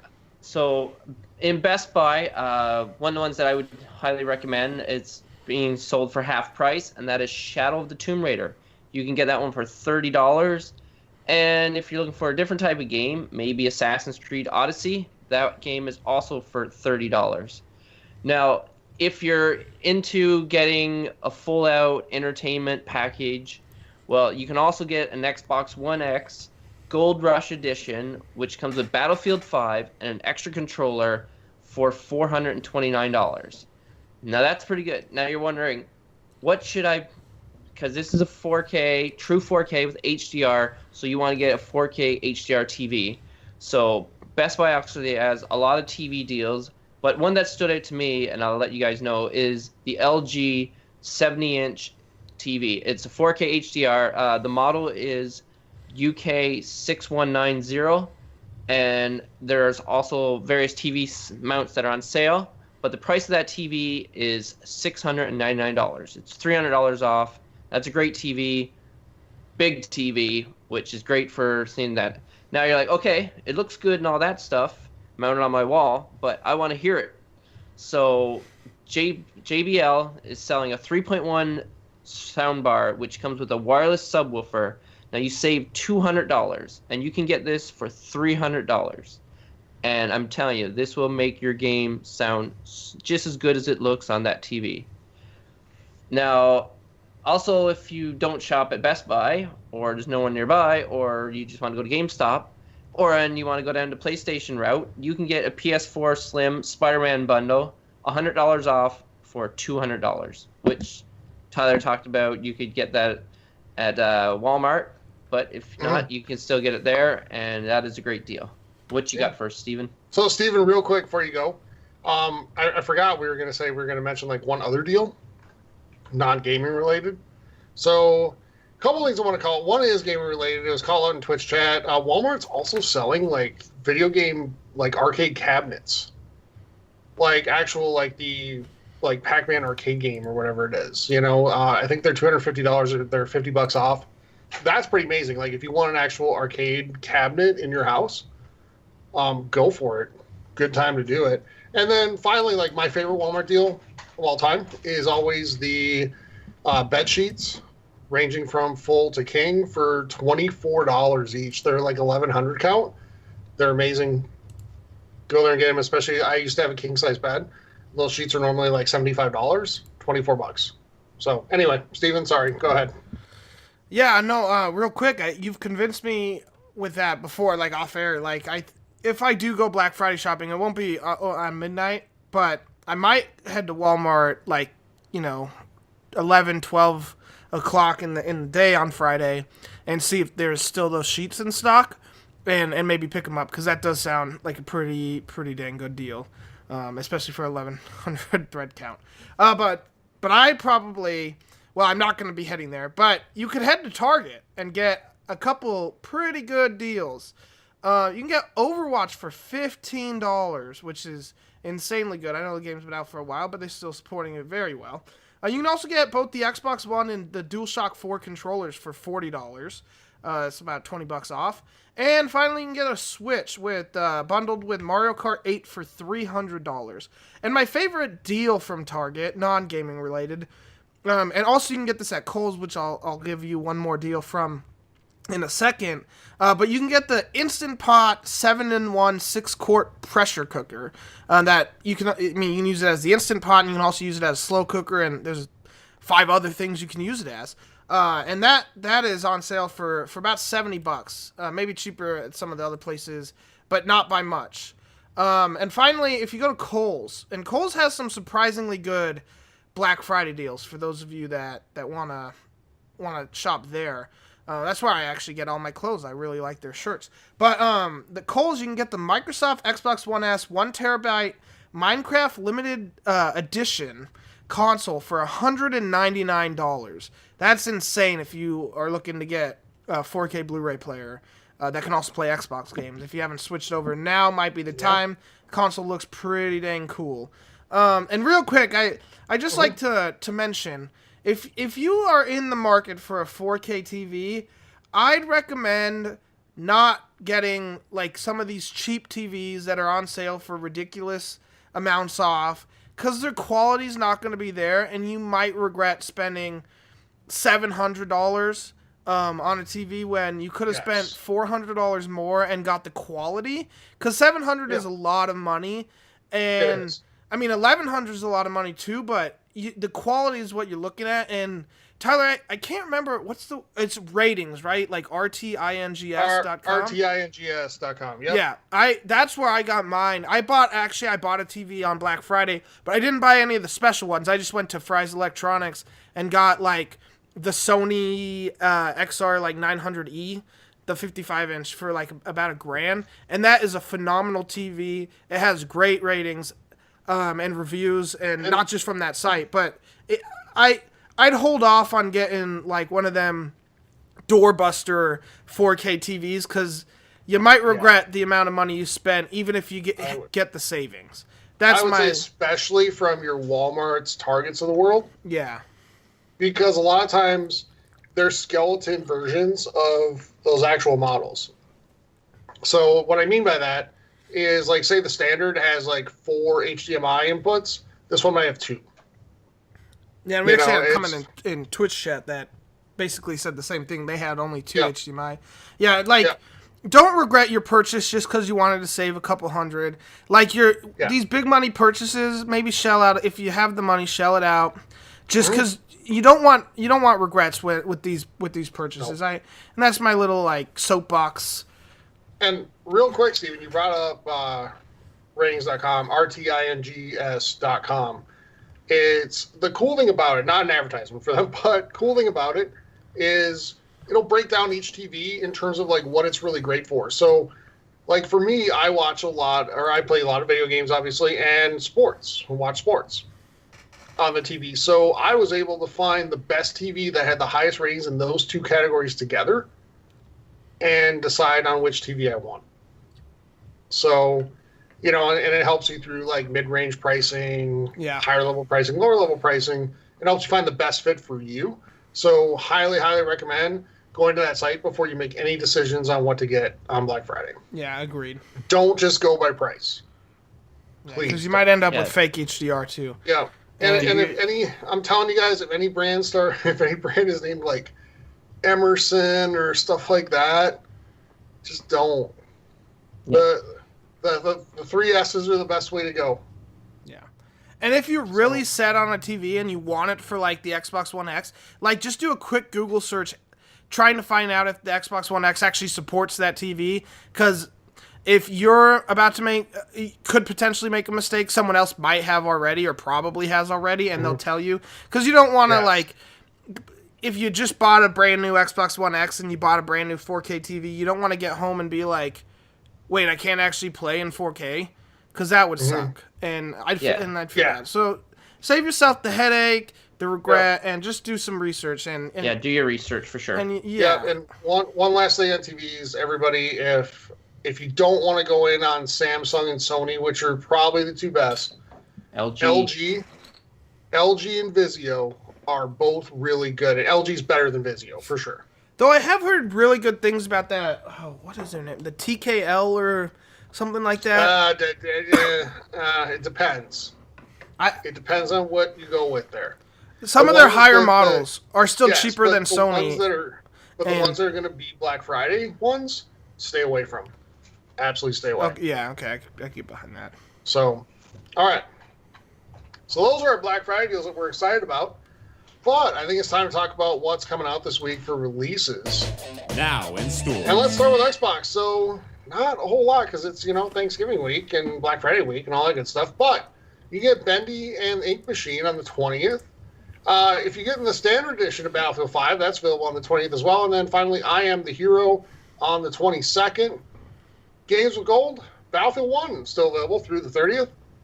Race the Sun through the 15th of December. And through backwards compatibility, Dante's Inferno through the 30th. What do we have for PlayStation? All right, for PlayStation, all 3 come on the 20th. You can get Farming Simulator 2019. I'm not going to lie, I'm thinking about picking that up on the Xbox, to be honest with you. But also you can get Beat Saber. And those of you that pick up a PSVR on Black Friday might want to look into this game. It looks really, really, really freaking fun. And also, if you're going to buy Spider-Man, you can get the DLC, Marvel Spider-Man Turf Wars. All 3 of those games are on the 20th. Finally, for PS Plus games, you have about half a month left to download Yakuza Kiwami and Bulletstorm. Nintendo. Yes, for Nintendo, on the 20th, you could get Moto Racer 4. Then on the 22nd, you can get Party Hard and also Panda Hero. And that's what I have for the Nintendo Switch. All right, let's go into questions. Let's do it. Man. All right, our first question comes from Jules97. He says, what do you think if there was another Red Dead Redemption the setting would be? He would love to see a story based around the American Civil War. Do you think it could work? I'll go first here. When I first saw that and I first thought about it, I was like, that would be awesome. But then I thought about some other things. And, Rockstar tends to, in the Red Dead franchise anyway, likes to keep things at least somewhat realistic, I think there might be some issues there with, just what things were at that time. The way I just think there'd be issues with the way that certain types of people are treated. Especially like African Americans and Native Americans in that time frame, if they keep it realistic, and if they don't, then they're going to get hammered on for it not being realistic. Yeah, they're stuck in between a rock and a hard place in that time setting. Yeah. I agree with you there. I would just like to see them keep the same time frame as this game, because I like the a little bit before the first Red Dead Redemption game, but just in a different location. The same way they do with like Grand Theft Autos, they just move the cities. So now instead of being like in like Texas, Louisiana area, it seems like moving to the Midwest, or even just like Oklahoma, and seeing how that would be like. And that's where I would like to see it. I don't really have a preference the same way I do with like GTA. GTA, I'd like to see them try like London or like Tokyo, but with Red Dead, it's just wherever they want. I don't have a personal preference because just the time frame makes it harder to visualize certain like the Heart areas. of the Wild West, like yeah, the Heart of the Wild West, like 1880, 1885, which would be 10 to 15, almost 20-year time jump from this game backwards. So you could have, John Marston's been a character in both games. You could even have John Marston as a kid in this game, somehow. or just right, go away from that. or just go away from it and have new characters. There's nothing wrong with that. Go to Tombstone, Arizona, and let me play as Wyatt Earp, and Doc. Whoa, what's his face? Oh my gosh, I'm blanking on the name. Doc Holliday. Yes, but the actor. Let me play as the actor playing as Doc Holliday. Or Billy the Val Kid Kilmer. or whatever, Yes, Or Val characters- Kilmer's Doc Holliday. That is Yeah. where I want Red Dead Redemption 3 to be. You don't want Emilio Estevez as Billy the Kid? No, because that Tombstone, by the way, is a phenomenal movie. Go see it. It is. It really is. Wyatt But- Earp's actually not bad either. Yeah, I need to see that, but Never seen that one. And the first Young Guns actually isn't terrible. I seen that one. Yeah. So, second one, not so much. But the first one was... All right. So, Graham, thoughts? You're Yes. like a whole 2 chapters into RDR2. Yeah, I would like to see Canada in the 1880s. I'm not sure. Just stick with the same timeline like this game is in. There's not like a big span of years where it would actually work, so I think the years that they chose is good. Just different location and another story. That's what I would say. yeah, I mean, That's you probably could what we'll see. arguably go up into the Last Revenant territory, or no wait, is that right? The Revenant, not the Last Revenant. The Revenant, like up in Alaska. Could Yeah, make it and you interesting. could always go, like, the way so many movies have gone now. They don't put the number at the end of the movie for sequels. It's like, instead of Red Dead Redemption 3, it could just be Red Dead something, Red Yeah. Dead Redeemed or Red Dead whatever it might be. You know? Revolver. Wait, Yeah, they've done that. There's lot. Yeah, we've done Revolver. So there's lots of things they can do though, and I don't think they need to be tied to the same character thread throughout. I think they can branch out. I think they've built up more than enough credibility now to do different things. All right. Next question. JLT Stevens asks, why does Steven trash on playing games so much? He should give Mass Effect a shot. I'll let you two answer first. Why do I do that? Tyler? Well, it's clear that Steven hated Red Dead Redemption 2 from what he said last week. Yeah, it sucks. It's a terrible game. Although we talked about it and on the show, it maybe came across that way. I'm going to give Steven a chance to clarify because that is not the truth. I love this little pace of Red Dead personally. I think it ramps up at the right times. It does. The pacing is just, I think, beautifully perfect in that game. Graham? Why does Steven hate slow playing games? Because Steven just hates fun. It's just true. It says that I hate fun, but it's actually Steven. And I'm pretty sure he has played Mass Effect. Mass Effect means... See, I enjoyed Mass Effect. I really did, the whole trilogy. So I don't remember it being slow. I just loved the little RC, little car driving around the planets. I thought that was super fun. I just don't see where I trash on slow playing games. Like, I'm the only JRPG fan here, and those games define slow playing in a lot of ways. Like Persona 5, like you have 3-4 hours before doing dungeons, like in between dungeons. Like that's just how that game is. So I don't get it. My thing with it's not that I don't like Red Dead Redemption 2 because I absolutely love it. It's the fact that I only have a limited amount of time to play it, especially during the week. And it's like, I'd rather just play something where I'm not committed to playing. Because with Red Dead Redemption 2, I feel like, I've done it too, where I put it in, I play for like 20 minutes, I'm like, I can't. It's just, it takes a minute to get going, and I don't want to stop once it does, but that time to get going kind of takes a while. And a lot of slow playing games, Mass Effect was like this too. I didn't finish Mass Effect 1, I didn't get super far. I beat Mass Effect 2 and I love that game. And I didn't like the beginning to Mass Effect 3 and I just stopped playing it and I've never gone back to it since. So, it's not that I don't like slow playing games because again, I like RPGs and those tend to be the slowest playing games. It's just that I don't have the time anymore that I like to commit. And I'd love to put more time into like games like Pillars of Eternity, Divinity Original 2, all those like CRPGs that are amazing, and they're slower and I don't have the time. And Red Dead Redemption 2 is not super slow, it just is a little slow. And it's on the weekends, I'm perfectly fine playing the game, but on the weekdays, it's hard to get into it. That's why I've been really enjoying Madden, because I can play Madden for like 10 minutes and then be done and go do whatever else. Not really, but I mean, with a lot of the challenges, it really is actually, I can play for 10 minutes.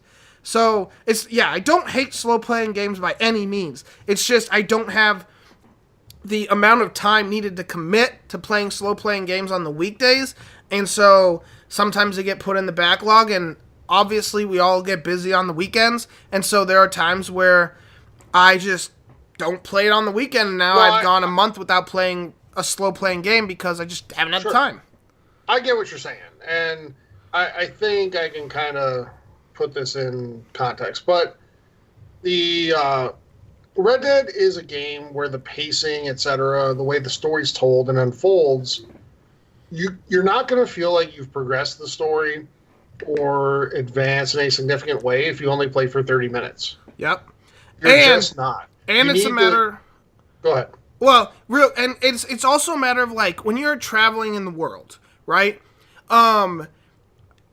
If you're like me, who's like a squirrel with a nut, or shiny things, as Tyler likes to say. Yeah. Like, I'll be driving down the road to get to my next objective, and I'll hear a loud voice and see the little map, like, blip on the bottom, and I'm like, okay, let's see what this is about.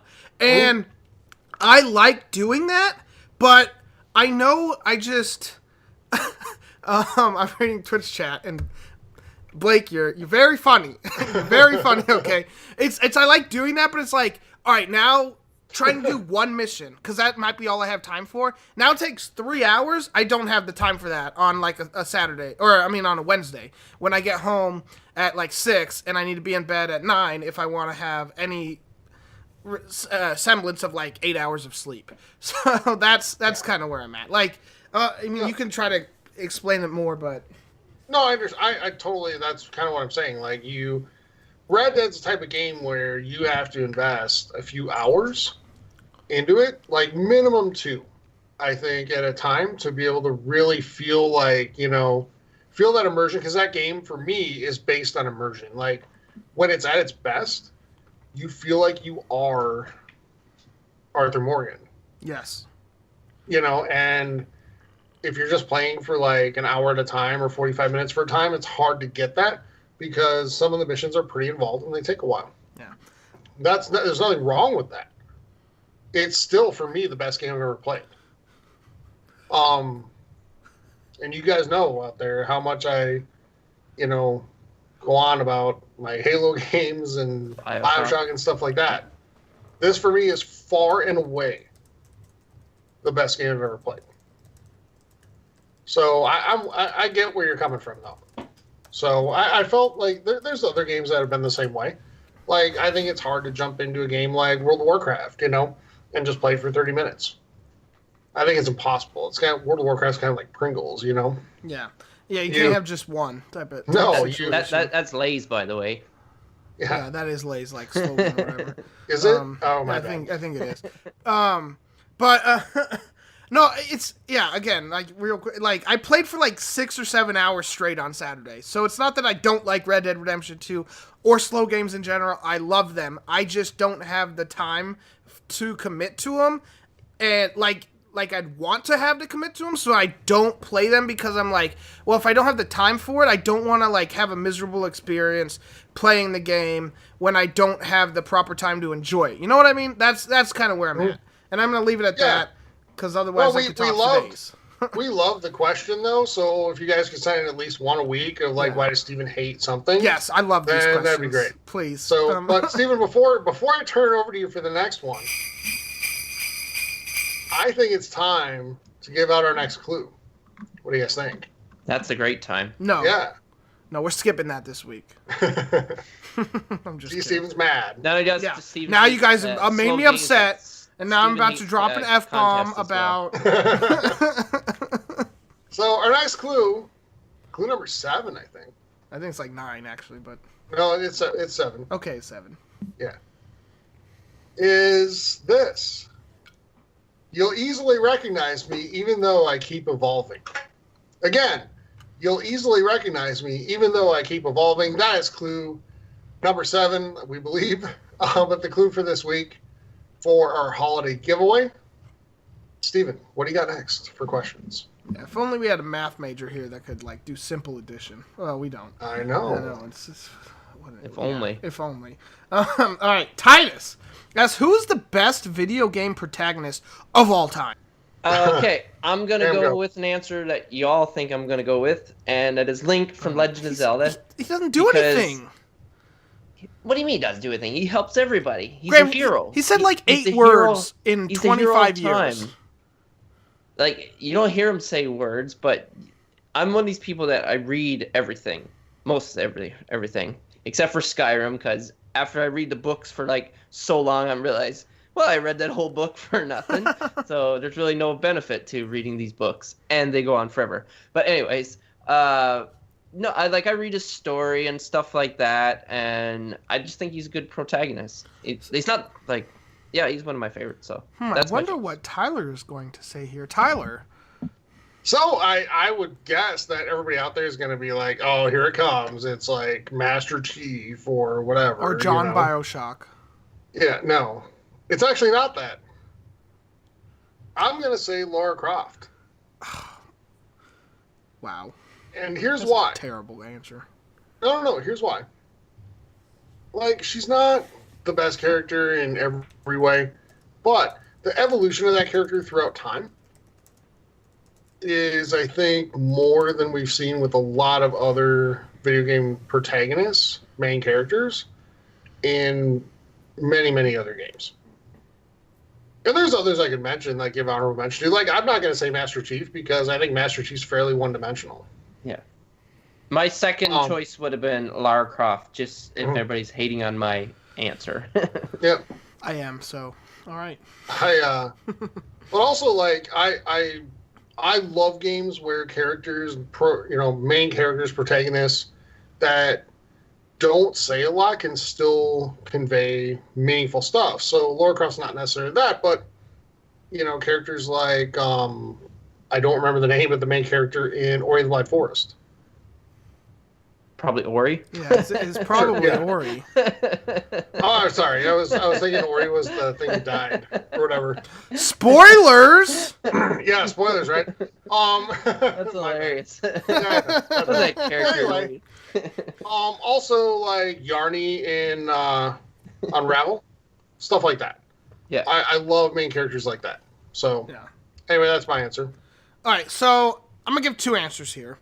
You might be able to figure out my first answer, and it's Sora from Kingdom Hearts. I love Sora. He's got that like kiddish charm or not even charm. Charm sounds kind of creepy, actually, with the word kiddish in front.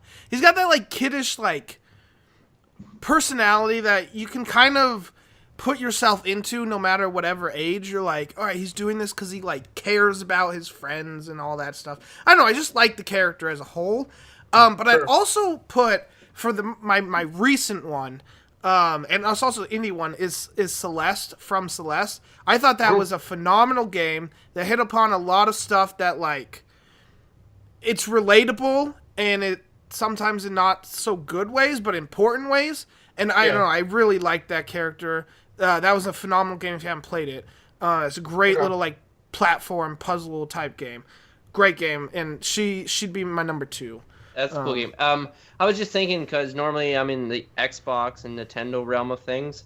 Kratos. I like Kratos. Just because he just, especially in games, he just wants to kill all the gods and stuff like that. He's just out for revenge. So, I like him. And you're not talking about the new Kratos, then? No, but I liked him in that as well. But I like his character in general. Gotcha. That's a good answer. Okay. Much better than Link. Cool, so let's do one more. All right, let's go. Lady Rum asked, with most modern games being remakes or a part of a microtransaction style of game, do you believe that games with original ideas are still being produced? So I'll go here. Absolutely. And yeah, there's been a lot of remasters and stuff like that.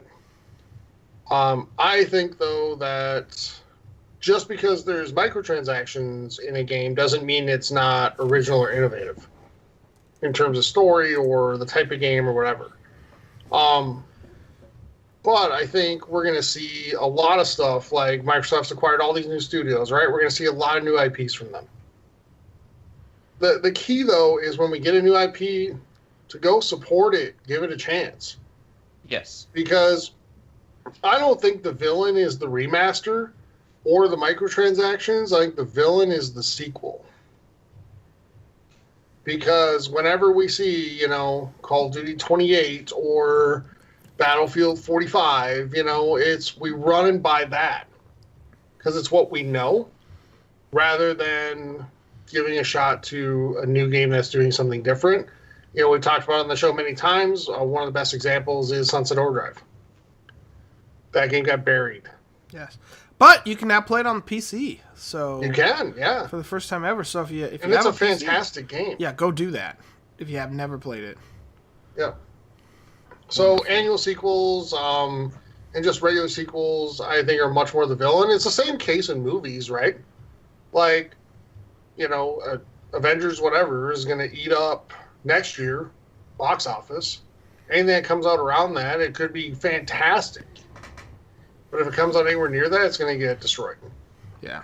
I disagree with your sequel idea because, both God of War and Red Dead Redemption 2 were two of the best games out this generation as a whole. But definitely this year, and both of them were sequels or at least remakes of the game. Okay. So, yes, while there are a lot of remakes, there are still, though, I do agree, though, that there are a lot of original ideas. Because, think of, like Horizon Zero Dawn, for instance. Like, that was an amazing idea, came out, like, no one had ever thought of it before. Sunset Overdrive, everyone keeps being like, single player's dead. No, single player's not dead. There's so many single-player games coming out that are very, very, very good. And not all of them need to be AAA. And what are you going to say, Detroit Become Human?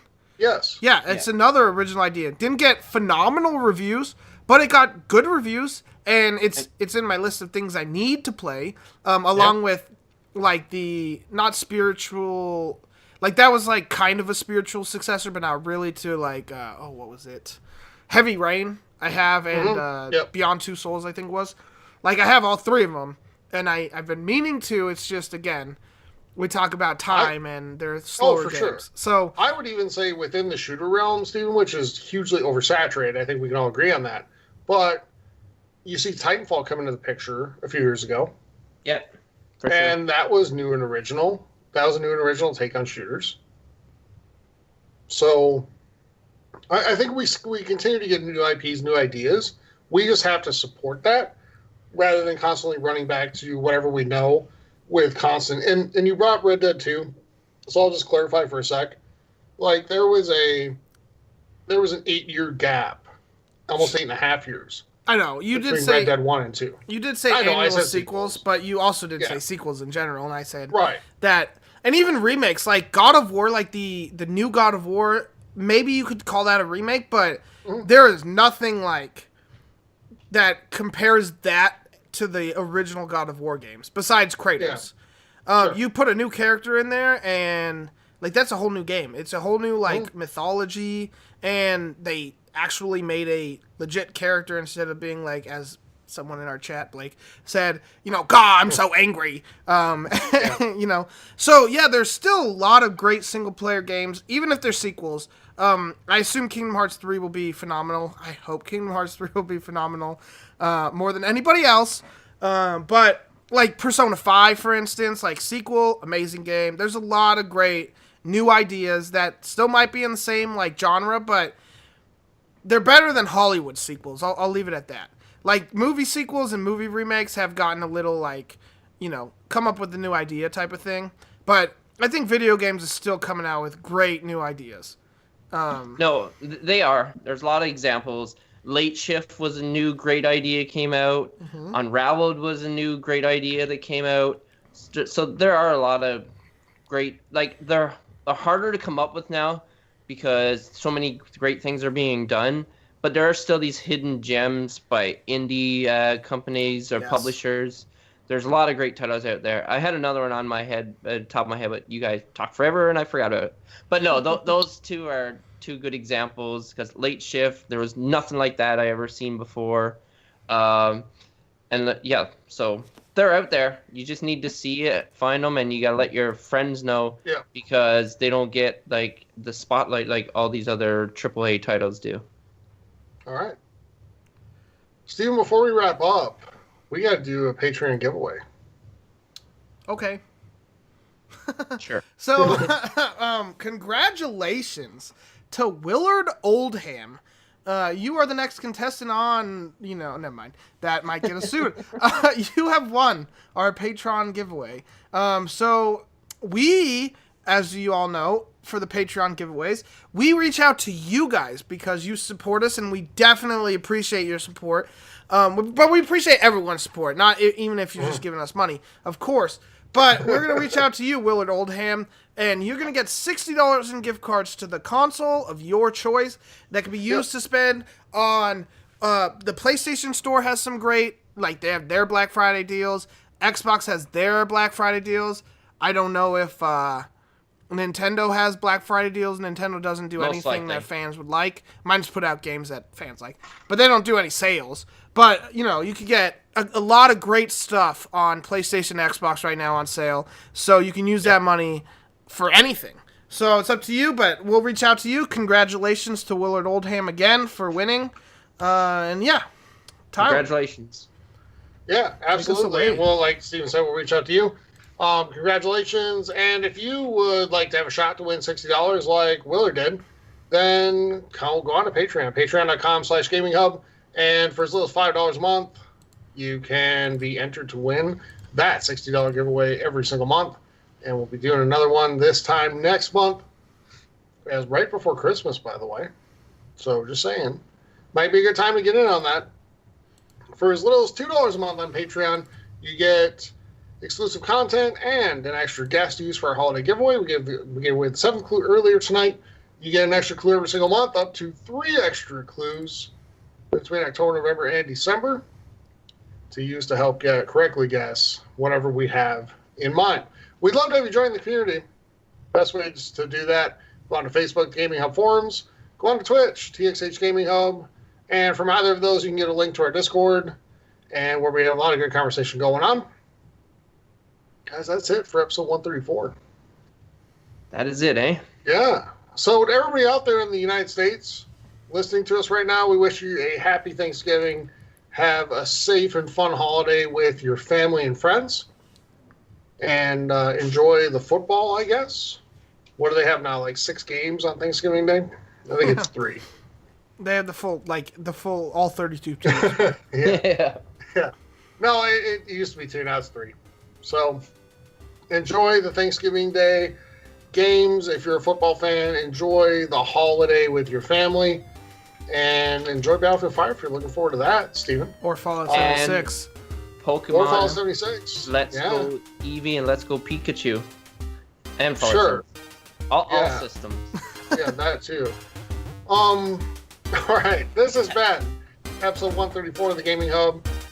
For Graham and Steven, I'm Tyler saying thank you so much for joining us. We'll be back next week with 135. Until then, everybody have a great holiday if you're in the States. Everybody else, have a safe week. And we will talk to you soon. Yep. Happy Thanksgiving and happy gaming. Bye-bye.